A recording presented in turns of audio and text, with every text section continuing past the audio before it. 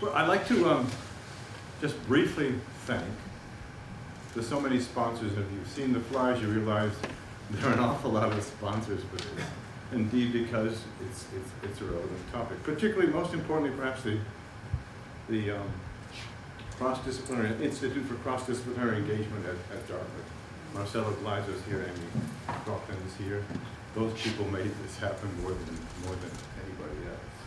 But also the others, Jonathan Smullen, who helped bring on board the Department of Asian and Eastern Languages and Literatures at Dartmouth. The Department of Religion, particularly with Randall Balmer. Yes, I'm with the Sierra Club, and we did help organize it. And indeed, I think there's some sign-in sheets being passed around. So if you'd like to hear more about this issue and what may be being done in this area, you can sign on to that list. And you won't get too much spam, but you will hear from us from time to time. Several other groups, the Upper Valley Refugee Working Group, and two churches, the St. Thomas Episcopal Church and our Savior Lutheran Church. And also a group called Showing Up for Racial Justice, which is environmental impact. But thank you very much for the sponsors. And before I turn it over to Marcelo, we're going to talk briefly about ICE and then introduce the speaker. I'd like to just first, how many people saw the posters that we had up? So some saw the posters. How many here saw it on the Dartmouth events calendar? Raise your hand if you see it. Even more, yeah. How about, did you hear about this from an email? Wow, there's a plurality. Word of mouth, anybody just hear about it? Hey, there's something interesting there, aren't there? That's good. Any other social media? Anybody got it this on? Yeah, Facebook. The Valley News. And the Valley News, right. Yeah. So last one, how many saw our paid ad at halftime of the Super Bowl? Next time we can save $30 million. So I'm going to turn the floor over to Marcelo Gleiser, who heads the Institute for Cross-Disciplinary Engagement. And he'll talk a little bit about the Institute and introduce our speaker. Thank you.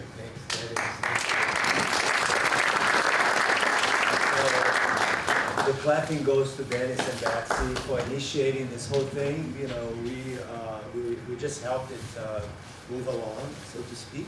So my name is Marcelo Gleiser. I'm a professor of physics and astronomy here at Dartmouth. And I'm also the director of the Institute for Cross-Disciplinary Engagement, or ICE. Very different from the other ICE in the government, right? Which is kind of a funny conflating here, you know. But this is the good ICE, okay? And the notion here of our institute is that we want to bring the sciences and the humanities into constructive dialogue. Because for many, many centuries right now, actually, you know, there has been a divergence of move, you know, from the sciences and humanities to not address one another anymore. And what's been happening in the last decade or so is that many of the scientific open questions that we deal with are actually questions that can benefit tremendously from the humanity, you know, questions that cannot just be answered scientifically. And vice versa, there are questions on the humanities that we need the scientific input as well to make sense. So we go for a plurality of views, a complementarity of knowledge, where we actually try to work together. And the way we do that is we have three main activities. One is called the public dialogues. We have 3 a year in big cities in the United States. So we just started, this thing started July of last year.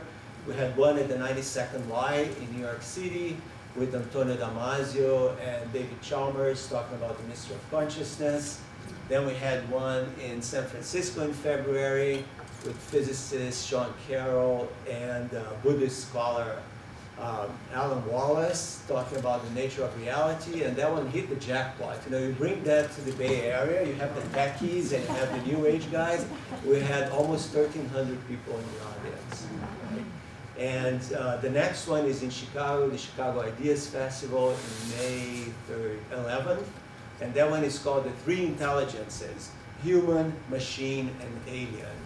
And to talk about this, I'm going to have the director of the SETI program, the Search for Extraterrestrial Intelligence program. If you ever watch Contact with Jodie Foster, she's the real Jodie Foster in that movie. I mean, she's the one that listens, to the radio. She started the whole thing. And Jill Tarter, and a very well-known philosopher of mine called Patricia Churchland. And so we have 3 a year. We have another one for the fall, the 92nd Life. And you can find out about these things in our website, right? And then we have the Fellows Program, which we're honored to have Salman as one of our fellows. Now Salman has been here since January 7th. He's staying until May 26th. And they vary in how long they stay. They vary in their topics that they cover. We have philosophers, we have scientists, we have social scientists, and just to give an idea, next semester we're going to have Alan Lightman, the physicist, novelist, and Tony Aveni, who is the father of archaeoastronomy, one of the world experts on the Mayan astronomy. The guy who said that the world is not going to end when the Mayan calendar ends. So people are panicking all over the world. No, you're not getting this right. But anyway, and then we have online courses that we offer as well. So you should take a look, and a huge virtual library and archive videos with many, many interviews with wonderful people. So I really invite you to visit us and see what we're doing. My hope is that we're going to keep doing this, bringing darkness into the world in this very creative way, I hope. But today we have Salman Hamid here. He's Charles Taylor, Charles Taylor's Chair and Associate Professor of Integrated Science and Humanities in the School of Cognitive Science at the Hampshire College, where he's also the director of the Center for the Study of Sciences in Muslim Societies, as you mentioned there. And Salman's primary research interest focuses on understanding the reception of science in the Muslim world and how Muslims view the relationship between science and religion. He recently led a four-year-long National Science Foundation funded study on the reception of biological evolution in diverse Muslim societies, clearly a very sensitive topic. He is also leading a study to understand and analyze the discourse and participants in online Islam and science videos. He teaches courses like Evolution, Islam and Modernity, Science in the Muslim World, creating science fiction short films using real science with Dr. Jason Torr, and Science and Religion, Biological Evolution in the Public Sphere, all at Hampshire College. Salman also runs Irtica, I don't know if I said that right, a science and religion blog with an emphasis on scientific debates taking place in the Muslim world, and hosts an online astronomy video series in Urdu, Science Ka Ada, or something like that, which is amazing. He also has a weekly segment with morning DJ Monte Del Monte for Northampton radio station, WRSI, and a monthly segment titled Musings on the Ridiculously Large and Largely Ridiculous Universe on the Bill Newman Show on WHMP. You have to know that he is actually an astronomer by training, which makes him an extremely interesting and completely multifaceted person to talk about all these topics. So today the lecture, as you can see, it's Muslim Science and the Travel Ban, and apparently he's going to focus on the single question, which is very complex, which is, what will be the immediate and long-term impacts of President Donald Trump's travel ban from 6 Muslim-majority countries on science, education, and broader international relations? So that's the topic of the question. Before you come, let me do a little PR for you. So he's going to give 2 more lectures here. Let me tell you about the next one, which is also super interesting. So the next lecture by Salman is the Physics and Astronomy Colloquium. So a colloquium is accessible to most people. Well, we say it's accessible to graduate students who really mean the professors, but it's called Colliding Cosmologies, Cultural Conflicts and the Future of Astronomy on Mauna Kea. It's about building huge telescopes on top of a sacred mountain in Hawaii and how the cultures clash. And that's going to be April 7th, 3:30. You can also find that out at Astronomy. Salman, please. Thank you.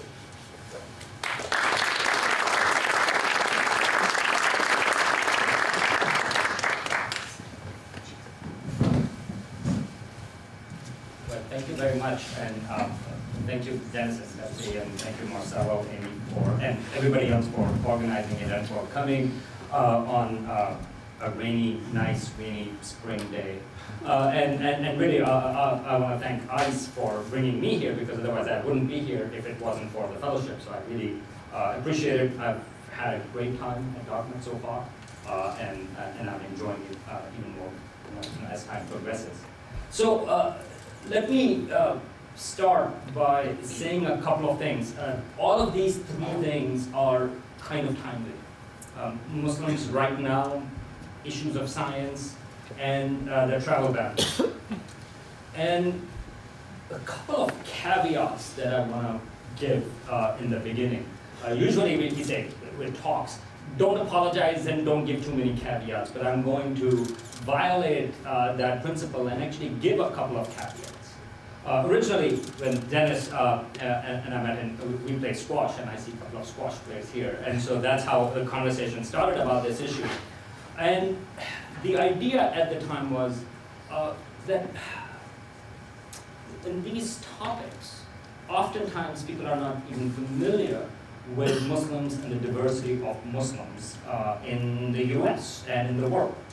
So part of the starting of the conversation was to actually give a little bit of an idea of what we are talking about when we are talking about these issues. Now, Marcelo mentioned that I'm also trained as an astronomer.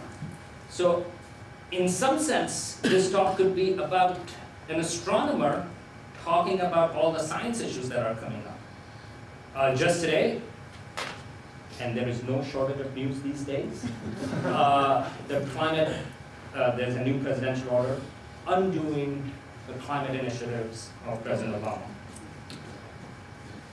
It's a terrible thing.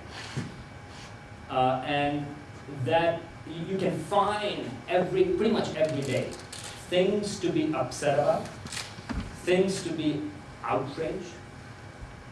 But you have to pick your battles, because there are so many things that you can address, and you can go out and say, you want to shout out and say, I want to do something about that.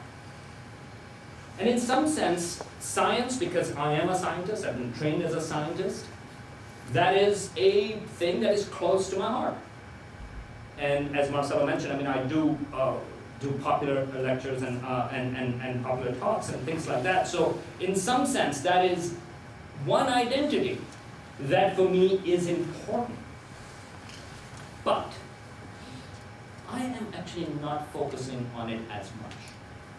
And the reason for that is because I think the value of science, no matter what, every year there are reports that come out of how many Americans don't know about this, or how many Americans reject biological evolution, and so on and so forth. Well, actually, if you look at the numbers, vast majority of Americans actually value science. They actually understand the importance of science. A lot of these issues are political, like, for example, the climate change and things like that, but generally people actually value science. Not just that, but scientists themselves and academics to a certain degree are coming from a position of power. They are actually usually, you're looking at big names that go up. That's the reason why there is a talk about the March for Science, which will be on April 22nd. And that's a big deal. And there's going to be, people would relate to that, you will have a lot of people coming out and all of that stuff. Now, so in my hat, different identities. For my resist agenda, if you want to call that within that sense, for the Donald Trump, I think for me, the Muslim hat has become more important. Because Muslims, the diversity of Muslims and people encountering Muslims is actually relatively rare, which is not surprising. By population, you have within the US about 1% of US population are Muslims. And so it is oftentimes rare that people meet Muslims in person. And not to mention that within the type of decisions or the type of things that have come out from the government, and I'm going to talk a little bit about that, it is easy to see how a small community or a minority community can be isolated and targeted. And so, again, my context of talking about that is, and in fact, this is part of the talk as well, that everybody has multiple identities. I can talk as a scientist, I can talk as an astronomer, I can talk as a Muslim. Now, I haven't said what kind of Muslim. That's part of the thing that I'm going to talk about, right? But I can talk as somebody from Massachusetts. I can talk as somebody who's not a Patriots fan. Now, that's a big identity. It's far more threatening than anything else, right? So there are many ways that you can think about. But, and one of the conclusions I'm already giving, but what travel ban does is it strips away all of your identities and sees you as just one component, right? So that is what kind of problems it poses. Now, there's a second caveat I want to make. This is a tricky talk because part of it, I do have a research talk, which is actually, I work on how Muslims in diverse societies look at biological evolution, and that talk is going to be on May 18th. That is sort of like more on my research topic. This is more, okay, so within that resist aspects, we have to talk. Who has to talk? Well, I can actually assume a particular Muslim identity and come out and talk. So that's what I'm doing. But my caveat is, I'm coming from a deeply privileged position. I'm a faculty member at Hampshire College. I am a scientist in terms of education and stuff like that. And I'm a US citizen. What I'm going to talk about and the complications and things like that, I'm going to just underscore. This pales in comparison to the refugee crisis, for example, or other things from people from the 6 countries that have been banned, but especially the refugee crisis. This is nothing. What I'm going to talk about, some of the difficulties that I faced. But I want to give you a caveat to that. That is coming from a deeply privileged position. There was just 2 days ago in the New York Times, there was a wonderful article, actually it was a long article on the front page about refugees in Canada, which actually is accepting refugees. And actually they are supporting refugees for over a year. In the US, even when the US was accepting refugees, it was for, I think, for 3 months or something like that. And the article was wonderful because it said, okay, so what happens on day 1 of the month 13? And suddenly you are in a place that you don't know the language, you don't have a job, and you are suddenly out there and you have to figure out what to do, and you have kids and so on and so forth. So I don't want to gloss over that or sort of like, I just want to keep that separate. That's a really important point that within the refugees communities, that's a really big issue. I'm going to talk about much smaller problems than that. Okay, so let me just start by, again, one of the things that I said, that one of the identities is of being a Muslim. But what kind of a Muslim? One of the things, and again, this is one of the conclusions that I'm going to give right in the beginning, because that's an important point, and if you don't take anything away from this, just take this, that oftentimes when what people call Orientalism, a particular type of Islamophobia and things like that, within that context, people make claims about Muslims as a monolithic identity. And alongside with that, they think that Islam is the way that defines Muslims. But actually, there's a huge variety of Muslims, and how Islam plays a role in their lives actually varies a lot. And that is one of the problems when people say, again, within the travel ban, or Donald Trump's earlier statements about Islam is a problem, or we have to deal with Muslims, or something going on with Muslims. Well, okay, so here is the map of the world with Muslim populations by percentage, but that's not important now, 90%, 80%. The key point is, that Muslims are, there are about 1.5 billion Muslims in the world. And they are spread out pretty much in the entire world.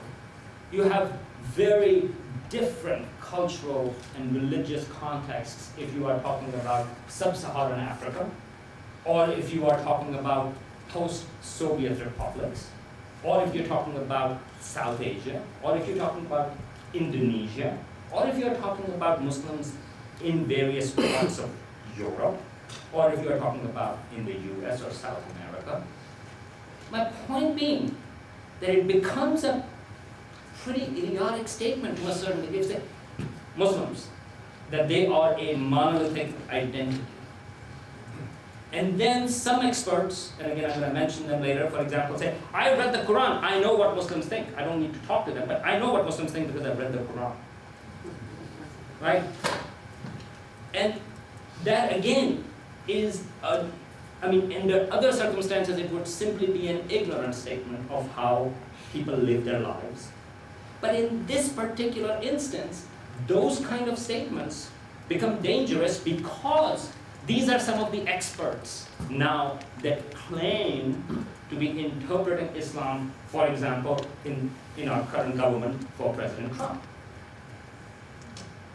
So I just want to say, I'm not speaking on behalf of Muslims either. If you think that what I am telling you is about Islam, you are deeply mistaken. I'm just giving you one interpretation. Okay?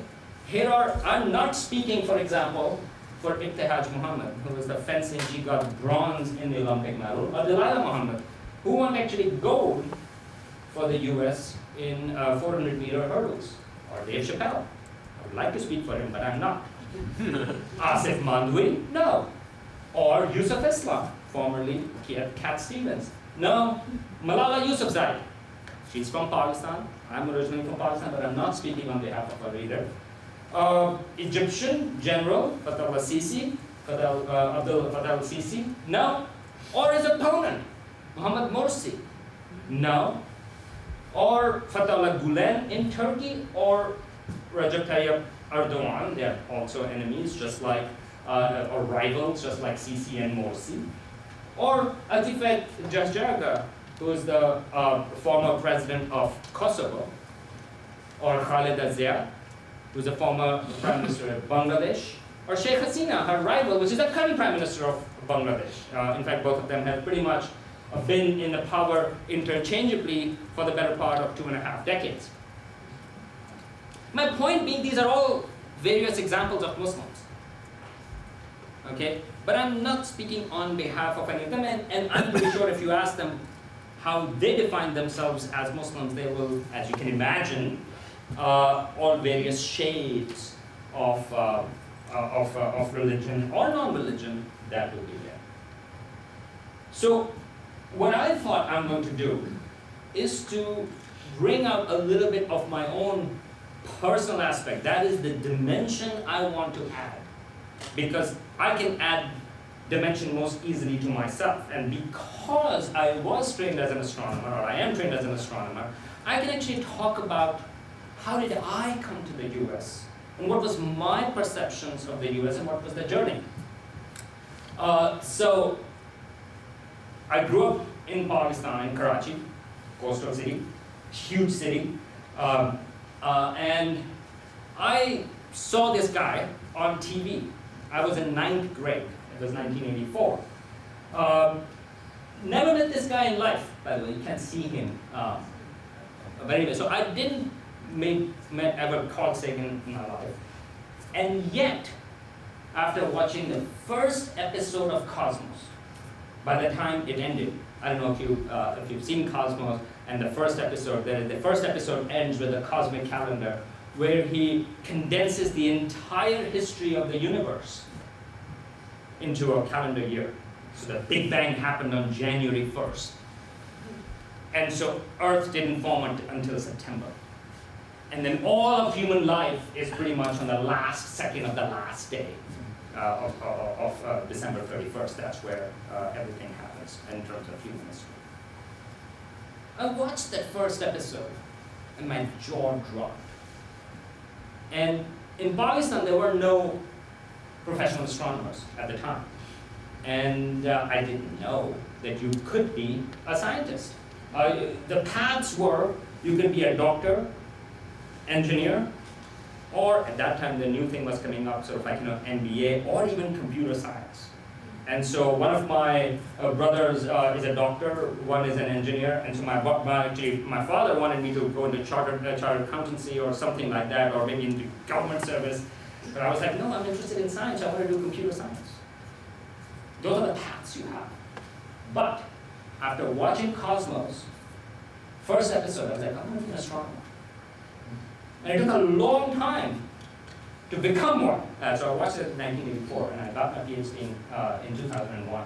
So it did take a long time. Didn't expect that. I was like, hey, come on, it doesn't take that long. How hard would it be? Look at the telescope. No. So, but the point being, so this was my introduction, and this was an introduction through public broadcasting, PBS. So again, something that is being cut from the current budget. So public broadcasting, actually Cosmos came through that.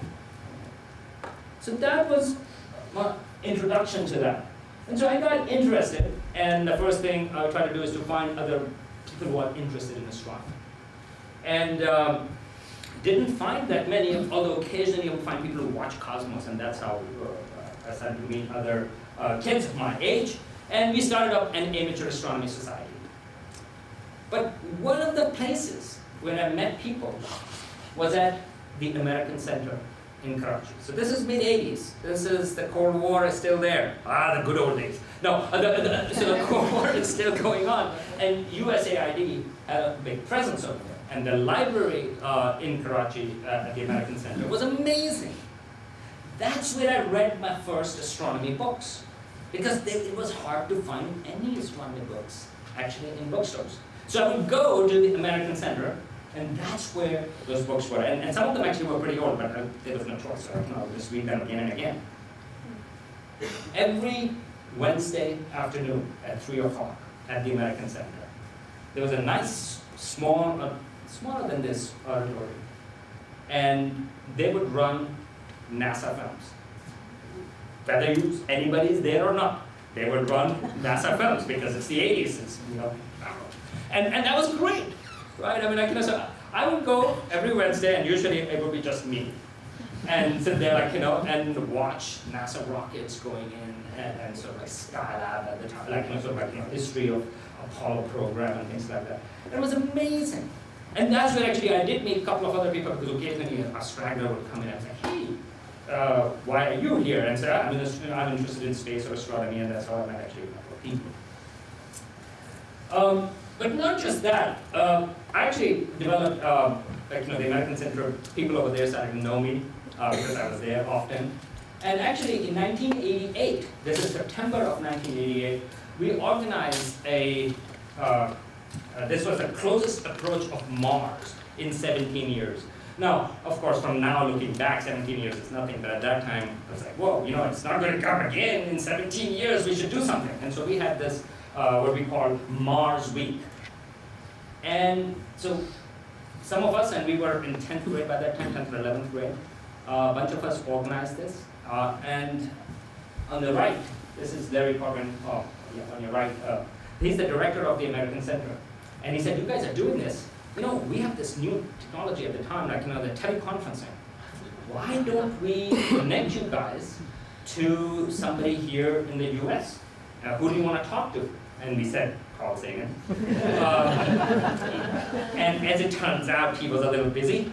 And so they gave us, Christopher McKay. Well, now, we didn't know, actually, he's a big, major Mars expert, actually. He works on astrobiology, he's a major figure. But we were like, oh, okay, we'll talk to Chris McKay. So anyway, so this is actually, there's audience like this, actually. It's like similar, actually, number, roughly. So there is a event going on in September where we are sitting there, we are asking questions, and Chris McKay is in the US, actually, at breakfast table, and we are asking him questions over there. But this was through the American Center. And actually that actually was a major component and helping us with that. Unfortunately, post-Cold War and also changing geopolitical climate, this cannot happen anymore, at least in Karachi. I mean, like, you know, security issues and other issues, 91, 92, pretty much it stopped. The access to American Center went away. And again, I should also mention, there was also a British Council over there in Karachi. But we always thought American Center was like cool. It was new, it was stylish. We thought, like, you know, okay, we want to go to British Council. British Council was old colonial style, and that kind of thing. American Center. So there was this image of the US and the US science that, in some sense, I grew up with. Did came up here. This is my brother, his wife, and my niece. I went to Stony Brook. And as you can see, this is my first year over there, and immediately when I was at Stony Brook, I had a picture in front of Earth and Space Sciences, because I was like, you know, this is amazing. I'm actually doing astronomy. I should also mention that while at Stony Brook, one of the fascinating things that I discovered personally was the Interfaith Center. To me, that was actually an interesting place that you had the Muslim Student Association office, and right across from it was the office of Hillel, the Jewish student organization. To me, that was just incredible.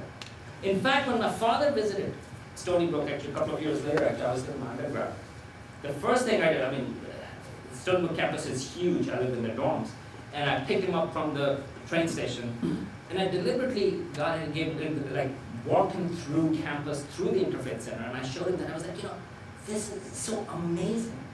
Because the other thing, apart from American science, the other thing that was dominant, at least in my imagery, was the religious freedom in the U.S. That was something that, you know, one thing that in the U.S. we don't have to worry about is any kind of religious discrimination. Now, I know it's a simplistic view, and I know it's more complicated, but I'm giving you the view of how I experienced when I came here, and that was something I was told, like, you know, that actually, that is something that you don't worry about. If you want to pray, you can actually pray, like, you know, in front of the supermarket or any place, like, you know, any place you find, you can pray. Right? So things have changed. I'm just giving the perspective. This is 1990, then I'm there. And this is actually also 1990. One of them is me, doesn't matter who, but this is actually Huntsville, Alabama, because this was actually December of, so I came here in 1989, so I've been here for a long time, almost 28 years. And the first winter that we had, we were from Karachi. I'd never seen snow on the ground before.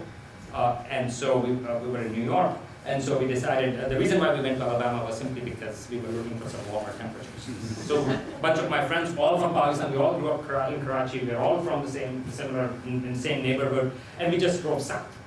And we wanted to go to Mobile, because in fact, we wanted the water as well. We never made it over there, but we did go to Huntsville, Alabama, because there is a NASA center. That's why we wanted to go. So that's where the picture is, like, you know, because we're like, hey, you should go and look at the NASA center. We also went to Montgomery, Alabama, and I should mention, here are a bunch of Pakistanis. We have no idea about American history. And we are like roaming around in Montgomery, Alabama, like, this is interesting, not big downtown.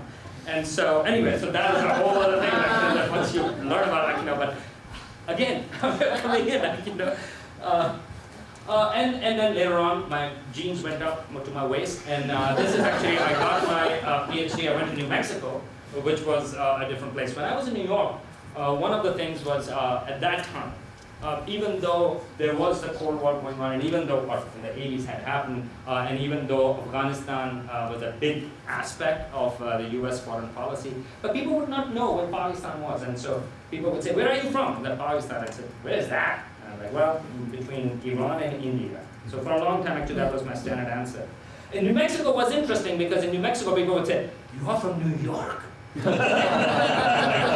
Yeah, I mean, you know. So anyway, so that was actually pretty cool. Like, they never went to Pakistan aspect. But anyway, so this is one of my. So for my thesis work, I did my PhD was in observational astronomy. I worked on star formation in galaxies. Pretty middle center of the line, sort of like, you know, astronomy PhD. And this is a 4-meter telescope in Kitt Peak, Arizona. A lot of my work was in Chile. So I worked over there. And then afterwards, due to various reasons, it has nothing to do with the geopolitical situations, but more to do with liberal arts colleges. I got my postdoc at Smith College, and that got me interested into more interdisciplinary work, and over a period of time, I moved more into sociology of religion and cognitive science aspects from that compared to astronomy. I'm not going to talk about that, but I just wanted to give you how I viewed science, how I came to love science, and what was the American connection to that. Okay? And I haven't said anything about my religious beliefs, because those are irrelevant, but to a certain degree, I mean, in some sense, if I were to say, I mean, I would be more on cultural Muslim within that context, however one defines it. So the question is, that story cannot happen today. And that is what I want to talk about in the next 10 to 15 minutes, about how did we get here? That cannot happen. Everything that I just mentioned, that would be hard to do. Including us feeling actually oblivious and kind of safe to a certain degree in Montgomery, Alabama. I don't know how, if we were going there now, I think we would be more aware of it. And then what follows from that. So, of course, this is a tricky part. Of course, 9/11 happened. This was actually my first year when I moved for a postdoc in the 5 colleges area in Amherst, in Northampton actually. I was at Smith College for my postdoc. And so that was 2001. And 9/11 happened. I remember going that day to downtown Northampton. And Northampton is as liberal left place that you can imagine, and it's a sanctuary city now. Amherst and Northampton are both fighting right now. This is also today's news that they are resisting federal pressure on that. So that was the first time I felt, okay, it's a little weird walking over there. Is it okay or not? So there was just a little bit of a yellow alert kind of a thing. You become aware of who you are.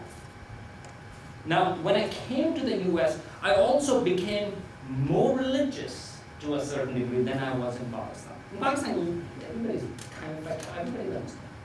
You're just there. It was when I came to the US was the first time you go like, who am I? What is the difference between the identities of people here versus me? And that's one of the reasons why people oftentimes become more religious. Because they have to define themselves, they have to figure out who you are. And then later on, of course, things change. Things are dynamic. People are dynamic. That's the other thing. Again, unchanging aspect. Well, nothing is unchanging. So people change. And so being in Northampton again that day was weird because in some sense I was feeling, okay, so how do I feel? Even whether I identify as a cultural Muslim or not, it's a very different context. But for the first time I realized, okay, how I look, how I'm walking, it's important. Right? Now, those were still different times than what it is today. And I was still in Massachusetts, so that's also different. But we didn't get here simply because of Trump. My second point is that there are other actions that had taken place. So for example, in 2003, so I was on a student visa, not student visa, that time I was on work visa actually, H-1B. I had a postdoc. But at that time, the Bush administration, they had a special registration program for people, for all males between the ages of 16 and 45 from 25 countries, out of which 24 were Muslim countries and North Korea. 25 countries, they had to register. I actually got sort of like a letter that gave me, this was the Homeland Security was new at the time, and we were told like, okay, so here is the date in time. It was middle of January. And then I had to get there in Boston at I think 8 o'clock or 9 o'clock. I had this interview. And they said, you have to show up. There is no other time. It's like, if you want an extension or change of date, you have to go through a whole process. You do, that's what you do. And in fact, I was going there was another student, I think he was from Saudi Arabia, I didn't even know him. He was like, can you give me a ride? And yeah, I gave him a ride, and we both went there, parked next to the new aquarium, went in, it took me an hour, and again, what they asked, nothing much, okay, so where do you work, not that threatening. Again, I'm a postdoc, I'm at Smith College, I don't have to worry about much. They did photocopy all of my credit cards, social security card, and debit card.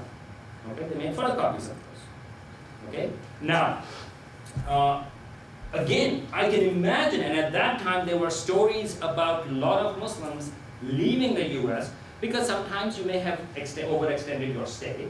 People were worried that they can get deported. And so actually, in fact, because it was cold, and there were stories in Buffalo that actually there were people who were camped out because they were trying to get into Canada to avoid going through this special registration program. Nevertheless, for me, it wasn't that big of a deal. We went through that, and both of us, me and this other guy, we went back and watched seals. So we were like, hey, we are here already, so why don't we go to the new aquarium? We went there, and there were all these little kids over there, and we watched, which was a lot of fun. But anyway, that was one way of feeling weird about special registration. Nevertheless, and here is the point, because we are all here and we are all concerned about things. To me, the point of that is that there wasn't that much opposition to the idea that people from 25 countries, male 16 to 45, have been singled out to be special registered. And that program lasted until 2011, and just recently, actually, President Obama abolished the whole infrastructure of that program because they were worried that, and this was actually happening in December, because they were worried that President Trump can actually use that infrastructure basically to get a head start on a Muslim ban. So the point being, that existed. Okay. Now, I got a green card, and then I became a citizen. But under President Obama. Okay, so again, how did we get here? That's where I'm going to that point. I didn't stop at the Boston airport coming back in. That special screening, that has actually happened many, many, many times from 2008, 9, 10, 11, up until recently. What happens is that you're coming in, and you go to the customs, the immigration officer, and they talk to you, and then they say something like on your customs card, and when you are going out, you take your bags, and then when you're walking out, the customs officer actually can go over there. And so if you see when you're coming out of the airports, on the sides, there are people whose bags are being opened and things like that. For me, it happened about 8, 9, 10 times, I don't remember. But what happens is that they go through every single thing in your bag. If there are letters, they're going to open it and read it. Okay? And again, this is not under Trump. Okay? If there are letters, they're going to open it. And to me, it became, and I travel a lot. For me, what happened was that everybody knew me at the special immigration, secondary immigration, and they would say, why do they keep on sending me here? But they did.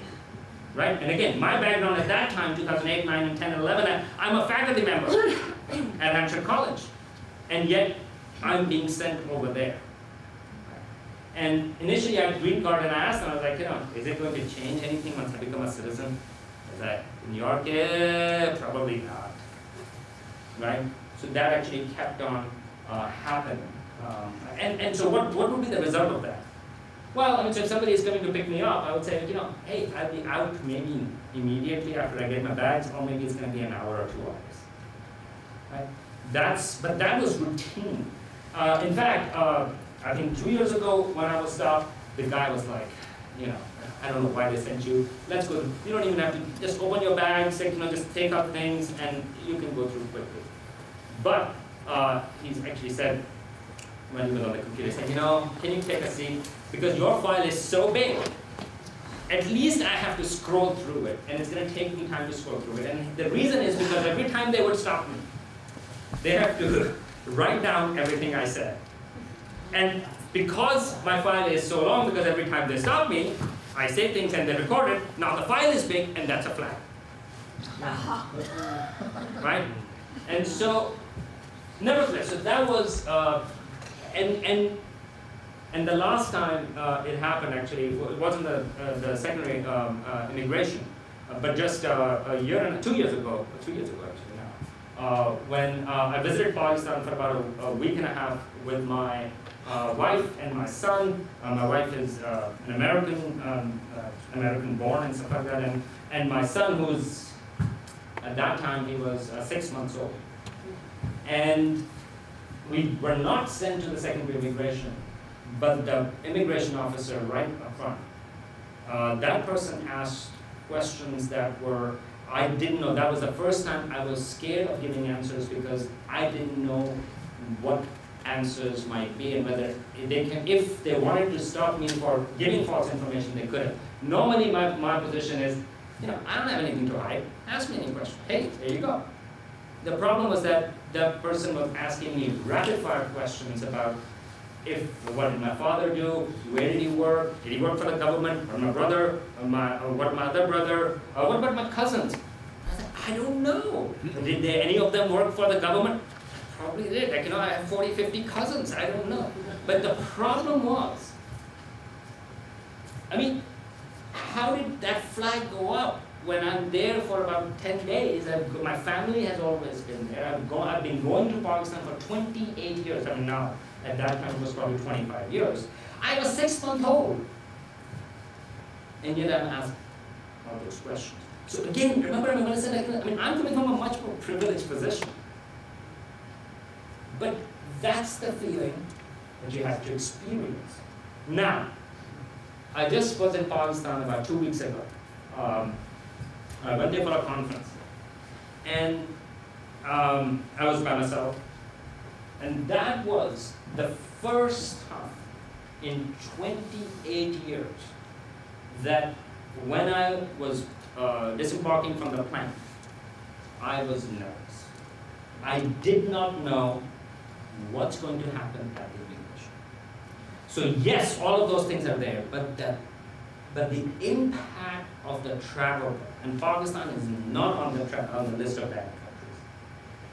And yet, it was for the first time, and now I'm not on a student visa, I'm not on a green card, now I'm a US citizen. And for the first time I was like, I'm coming home. I've been here for 28 years. More than half of my life I've been here. And yet I was like, I don't know. Let's hope things go okay. I think there is something deeply troubling. If after living for 28 years here, I come back to I don't know. Why do we feel that? Well, if Muhammad Ali's son can get stopped, even on domestic flights, he go never mind. And I'm coming from Pakistan. And again, in context, Pakistan is not about countries. So let me go towards the end and just talk about some of the direct impacts. So these are the 6 countries now. Iraq has been taken out. The direct impact of the ban. Well, the journal Science, it actually looked at some of the statistics. And so, of course, there are people that are being impacted directly. So you have students, you have postdocs, you have faculty members. We heard about the cases, especially 2 faculty members at UMass Dartmouth that got stopped. And in fact, the first ban was overturned because of the case that was in Massachusetts. They were both from Iran. Science Journal estimates that there are about 10,000 researchers and postdocs in top 60 universities here in the US that are being directly impacted from this ban. You also have, in 2015, in total in the US, 15,000 Iranian students. in the US. Now, what does that mean for them? And oftentimes the focus is if somebody can come in or not. But remember, it's not just that. You are cut off from your families. If your family is there, if you have ailing parents, you cannot visit them. If you have any kind of emergency, you cannot go over there. And in some cases, the issue was that people were separated as spouses because one was outside of the country for travel, for conferences, and other types of things, and others not. So that is just one of the direct impacts of the travel ban. Not to mention that there are all these various kinds of science collaborations, including various diseases that have been worked on in Somalia and other places that actually those research collaborations are stopping because of the travel ban. But I don't want to spend too much time on that because that is something, it's much more clear-cut. That's what's going to happen. I mean, you have scientists from Iran in particular. I mean, Iran is going to be impacted the most. But it's the impression. The reason why US became a superpower, that was because of its prowess in science. And that was because of international collaborations. It is because of what oftentimes people would lament, brain drain. Because from every other place, people would come to the US. I just gave you a slight one corner of the view of how I came to the US, but the point was the perception that US, you have opportunities. It is amazing in science. If you are excited about science, if you want to do science, there is only one place you want to be, and that is the US. The problem is now, the first thing that comes to mind when we talk about the US is security. Getting a visa is incredibly hard. And that is even before talking about all the travel bans and all of the other things. Not just that, I'm part of a collaboration. We are actually working on, we have a grant in to look at science in about there are 4 Muslim majority countries, which includes Pakistan, Turkey, Senegal, and Morocco. So by the way, again, looking at the diversity, we are actually planning on doing a deep study, a 3-year study in those countries and their respective diasporas in Germany, France, England, and the US. This is a big project that we just submitted a proposal in January that includes working with those countries, and it's a collaboration. There are about 12 postdocs. It's a collaboration between UMass actually at Amherst and also a university in England, in Birmingham. And we were planning for that. We are going to have annual conferences. When it came, and I'm the PI on the project. The project is being hosted, led by UMass, Amherst. But when it came to the question of, okay, so we are going to have annual conferences, we are doing it in Europe, actually in England. Why? Because it's like, we cannot bring people from other places to the US. In fact, Society for the Scientific Study of Religion, SSSR, that's the other place, there's an annual meeting every year. That was the other place because I've been collaborating with this group before, that's where we usually meet. We were thinking of using that as another place to meet. Like, I don't think we can actually do SSSR annually because it's in the US. Okay. Now, I'm just saying this aspect, I mentioned about the climate change and other things that are coming up. This is another aspect that we are not talking about where this is going to be a long-term damage to US science, to US collaborations, not to mention, if you do think that understanding of Muslim societies are important, even if you want to look through the security lens, which is a deeply problematic one, you cannot study those countries. You cannot collaborate with researchers over there. So that kind of aspect is deeply damaging to US. Okay, so let me just finish it, and I'm going to finish it off with some things to worry about and some things to be hopeful about. Reasons to worry about the travel ban and other things. I worry that it's a much more systematic program than the incompetent ways the way travel ban was initiated. And that is because President's advisor, he's also on the National Security Council, he has a viewpoint of Islam, again, as a monolithic identity and as an existential threat to the US. Not to mention there are many Muslims in the US. They've always been there from the United States starting. Nevertheless, he sees that. So just look at this one particular statement. These Muslims are not people, he was talking about that, and Trump has also said in the same vein, that about values, like, there are immigrants that come in which don't share our values, they may change. Right? This is where it's coming from. He said, democracy is not in their DNA. Okay? I mean, there are various ways to parse out the problematic language of that. You have Sebastian Gorka, who has recently been appointed as a special assistant to the president. He's advising him on strategic matters, including about Islam. He proclaims himself to be self-proclaimed expert on Islam.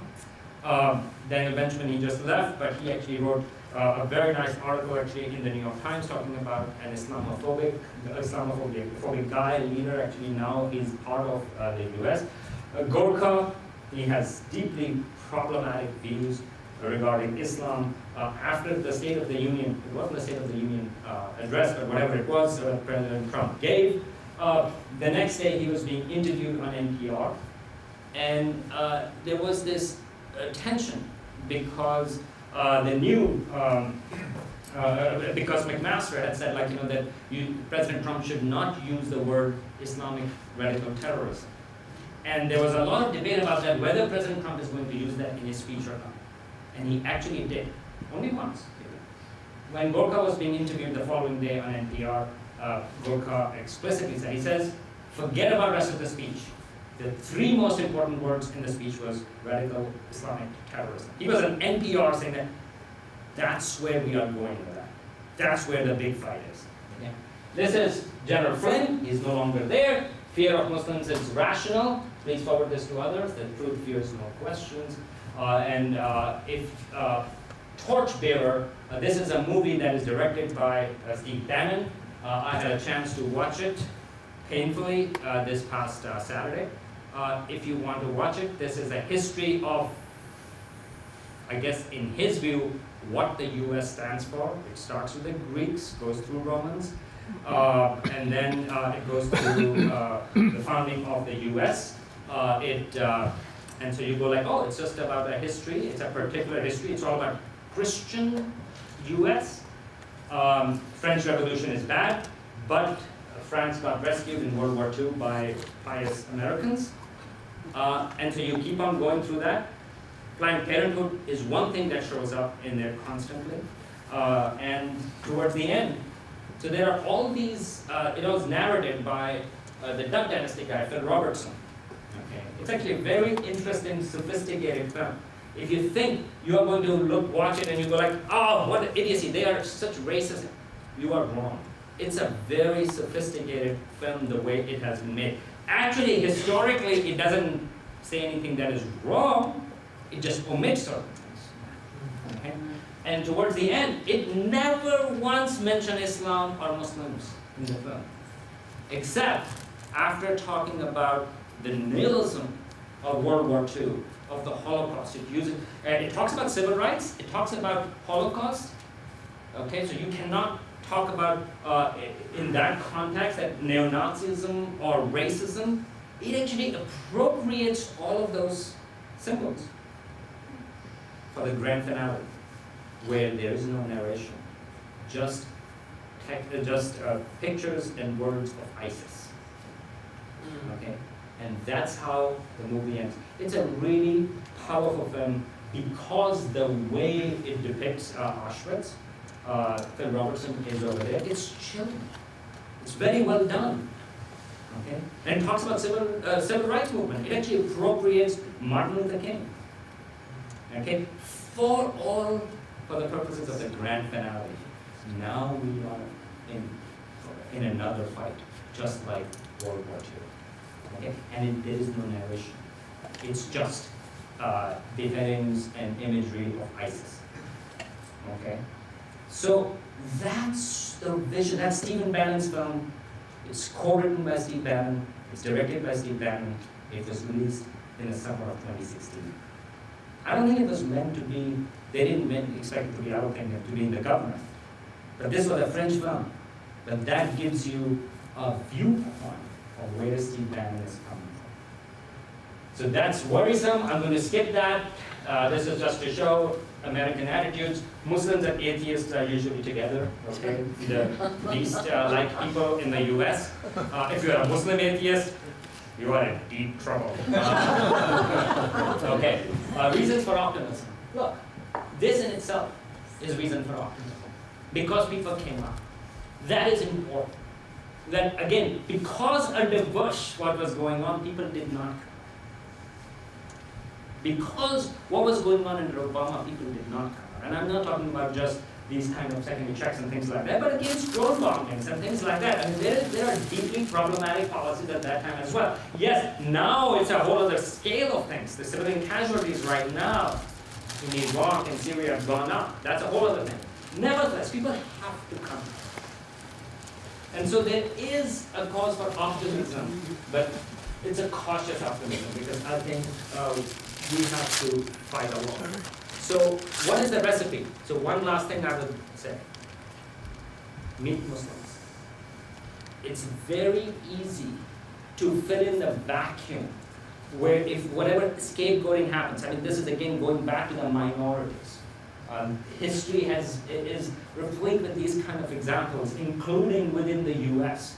Every new migrant community or minorities, and I would say Muslims are not just migrant communities. I mean, like, you have local Muslims. Nevertheless, if you have not encountered, if you haven't met anyone, it is very easy to fill all of your fears into that image because you don't have any example of it.